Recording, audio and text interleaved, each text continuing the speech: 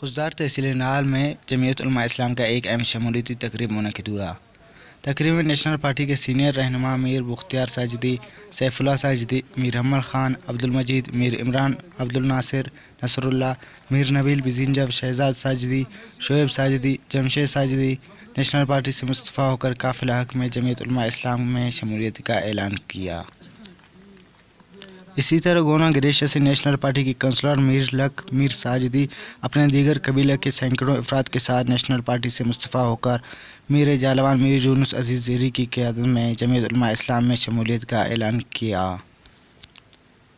تقریب میں سیف اللہ ساجدی نے خطاب کرتے ہوئے کہا کہ جالوان میں موجود عمائدین کے متفقہ صلاح و مشورے سے بنا کسی لالچ یا فائدے کے خضدار اور جالوان کی ترقی اور یہاں کے عوام کی خوشحالی کے لیے جمعیت علماء اسلام میں شمولیت کیا اور پی بی 39 صوبائی اسمبلی اور قومی اسمبلی کے سیٹ پر آپ کی بھرپور حمایت کا اعلان کرتے ہیں۔ اس موقع پر میر یونس عزیز نے خطاب کرتے ہوئے کہا کہ یہ جمعیت علماء اسلام کی کامیابی ہے۔ آئے دن لوگ چوک در چوک جمعیت علماء اسلام میں شمولیت اختیار کر رہے ہیں۔